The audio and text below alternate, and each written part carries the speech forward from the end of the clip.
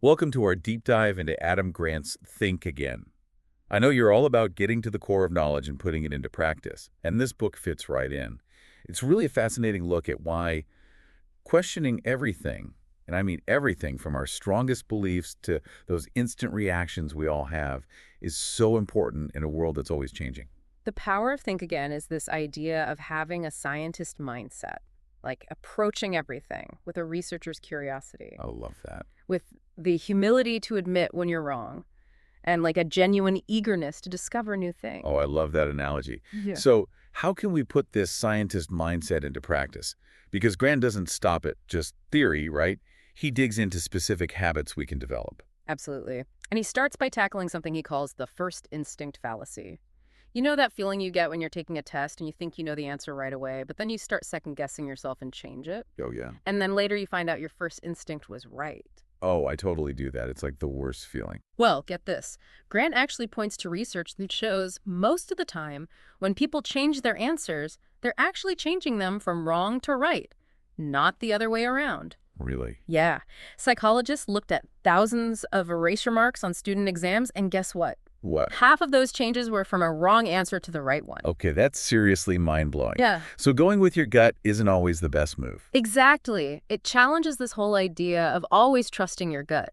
Of course, there's a time and place for intuition, but this research suggests that we should be more open to reconsidering those quick judgments, especially when we're making big decisions. That makes total sense. And it kind of connects with another thing Grant talks about. We update our phones to stuff all the time, but our knowledge and beliefs can get stuck. I love that example he uses about someone still using Windows 95. Yeah, It's funny, but it also really makes you think. he's definitely making a point. It's about how attached we get to what we think we know, even when the world around us has moved on. We wouldn't hesitate to upgrade our phone or computer, but we cling to these outdated beliefs even when there's new evidence saying, hey, maybe you should rethink that.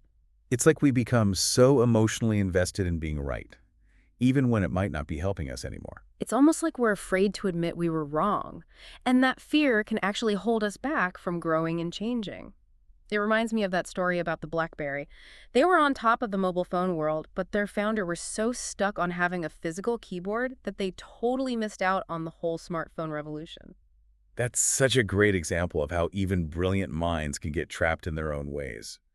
So if clinging to our beliefs too tightly is a trap, what's the way out? Well, Grant talks about confident humility. It's this cool balance between believing in your abilities while also being open to the idea that you could be wrong. I like that. You're confident, but you're not scared to question your methods, solutions, even your wins. That is a really powerful concept. Confident humility. Because it seems like so many of us are stuck in one extreme or the other, right? Either crippling self-doubt or, way too much arrogance. And this leads us to another really interesting concept that Grant digs into: imposter syndrome. Have you ever felt that? Like, you're achieving great things, but there's this little voice saying, you're not good enough. Like, you're a fraud. Oh, absolutely. I think a lot of people, especially high achievers, can relate to that. You start thinking, when are they going to figure out I don't really know what I'm doing? Well, here's where things get really interesting. Grant actually presents research that suggests that people who experience imposter syndrome often perform better. Wait, really? How does that work? That self-doubt often makes them prepare more, double-check their work, and consider different points of view. They also tend to be more tuned in to other people's needs because they assume everyone else might be feeling just as insecure. So it's like, instead of being a weakness, imposter syndrome is almost a hidden strength. Exactly. It's about acknowledging those feelings without letting them shut us down. We can actually use them as fuel for self-compassion and for continuous learning. If we reframe that inner critic, it can actually push us to be more thorough, more empathetic, and in the end, more successful. That's a great way to reframe it. And it makes me think about another point Grant makes, detaching our opinions from our identity. He says that when we rigidly define ourselves by what we believe, it becomes way harder to grow and adapt. He uses this great analogy of building your identity on values instead of specific opinions. Your values, they're like bedrock, stable and enduring, while your opinions are more like the surface, shifting and evolving as you encounter new information. So you can be completely committed to your core values, things like fairness, integrity, kindness, without being tied to specific beliefs that might be outdated or inaccurate. It's about being open to changing your mind as you learn and grow. Grant even uses the example of this successful election forecaster who says his accuracy comes from his ability to detach from his old beliefs and just look at the data objectively. So basically, by letting go of the need to be right, we actually open ourselves up to being more effective, more insightful, and maybe even more successful. Exactly. It's about having the courage to let go of outdated ideas and embrace new perspectives. That's a big part of what it means to be a lifelong learner.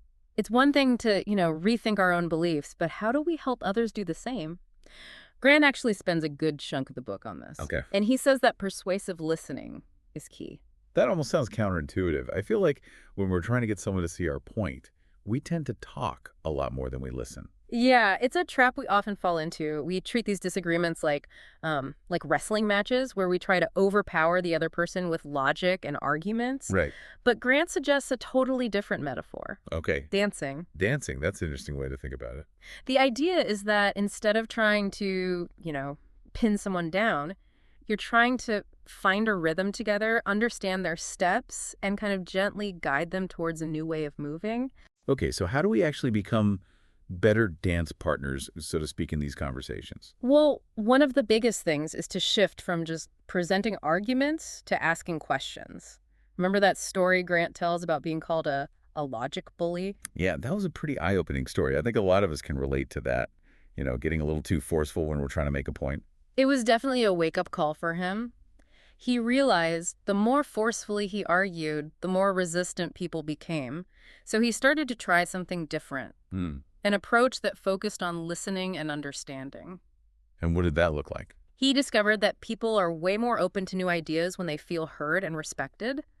When we actually listen to someone, we're showing them that we care about their view, even if we disagree with it. Yeah, there's that saying. People don't care how much you know until they know how much you care. Right, exactly. And it creates this feeling of safety and trust, which makes the whole dialogue more open and productive. Another really powerful technique Grant talks about is finding common ground. Before you jump into the disagreements, take a second to acknowledge the stuff you agree on. That seems, almost too simple, but I can see how it would set a totally different tone for the conversation. There's a great example in the book about a debate between a world champion debater and, get this, an 8-year-old prodigy. Wow. The champion, Harish Natarajan, actually started his rebuttal by pointing out the things he and the girl agreed on. That's fascinating. It seems kind of counterintuitive for a world champion debater to start by agreeing with his opponent. But it's a really smart strategy. By acknowledging their shared ground, he created this more collaborative vibe and showed respect for the girl's viewpoint. It completely changed how the debate went. So instead of leading with counter-arguments, we should try to build a bridge of understanding. Exactly. It disarms that defensiveness and opens people up to actually considering new viewpoints. And then there's this other technique Grant brings up called motivational interviewing. I've heard of that. Isn't that something therapists use? It is used a lot in therapy, but you can use it in other settings too, like coaching, education, or even just daily conversations. It's basically a collaborative way to help people move towards change by helping them figure out their own reasons for wanting to change. So you're not telling people what they should do. You're helping them figure out what they want to do for themselves. Exactly. And there are 3 core principles to it: asking open-ended questions, listening for what's called change talk, and resisting the righting reflex. Okay. Change talk sounds interesting. What is that? Change talk is any statement that shows a desire, an ability, a reason, or a need for change. Like someone saying, I know I need to eat better, or I'm tired of feeling this way. Okay, and the writing reflex is? That's the urge we have to jump in and try to fix things, like by giving advice. But in motivational interviewing, you try to hold back that urge. Instead, you create space for the other person to reach their own conclusions. So you're more of a guide than an expert. Exactly. You're helping them navigate their own thoughts and feelings rather than forcing your own views on them. And Grant shares this really powerful story about a vaccine whisperer, Arnaud Gagneur. Oh, interesting. He used motivational interviewing to change a mom's mind about vaccination. So he didn't argue with her. He listened to her concerns. He listened patiently, built rapport, and asked questions that helped her figure out her own values and priorities. Okay. And in the end, she came to her own decision to vaccinate her child. It's amazing how much more effective we can be when we shift from trying to persuade and correct to actually understanding and guiding. It's a much more respectful and empowering approach. And this whole idea of embracing complexity is so important, especially these days when everything feels so polarized. Right, it's Huh. always us versus them, black and white thinking. Yeah. We get trapped in this binary bias, seeing everything as either right or wrong. But most issues are way more nuanced than that. Grant uses the example of climate change, Hmm. where the focus on deniers kind of overshadows this much bigger and more complex range of beliefs that people actually have. So it's not just about being for or against climate change. There's a whole spectrum of perspectives within that conversation.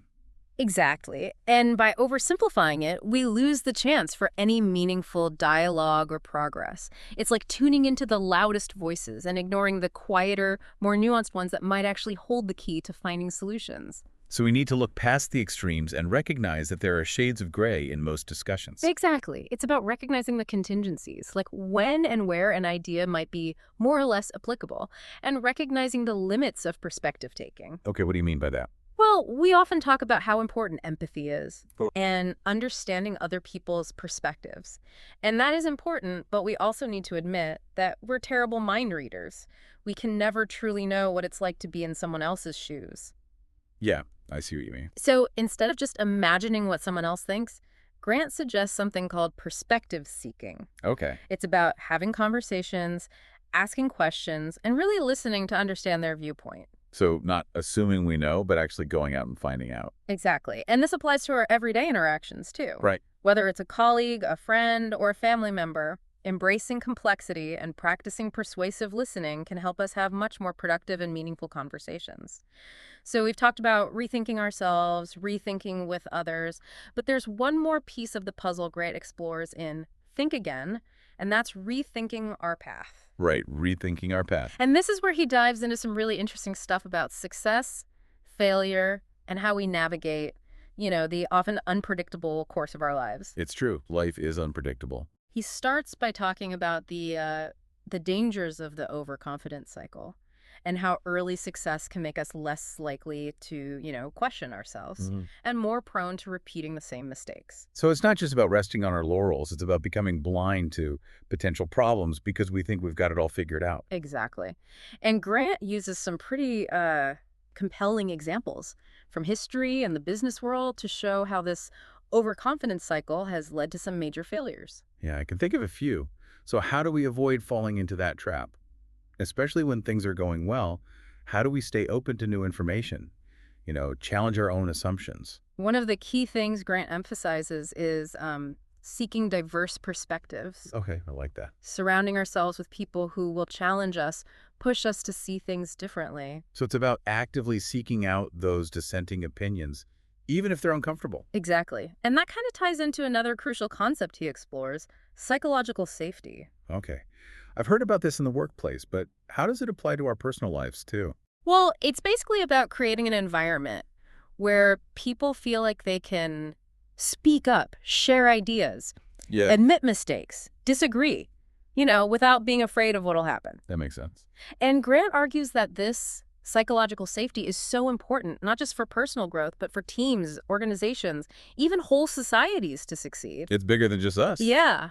He brings up that sobering example of NASA's failure to create psychological safety, which played a part in the Columbia space shuttle disaster. Yeah, that's a really powerful illustration of how the lack of psychological safety can have just devastating consequences. In the case of Columbia, some engineers were worried about potential damage to the shuttle, Oh, wow. but they didn't speak up because of the culture at NASA back then. So they knew there might be a problem, but they stayed silent. Yeah, and it led to the tragic loss of the shuttle and the crew.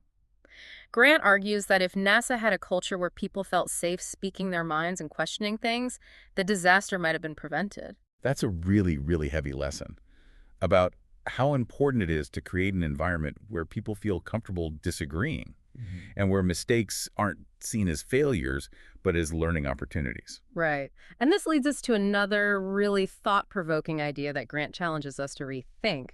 The Tyranny of the 10-Year Plan. Ah, yes. This is one of my favorite parts.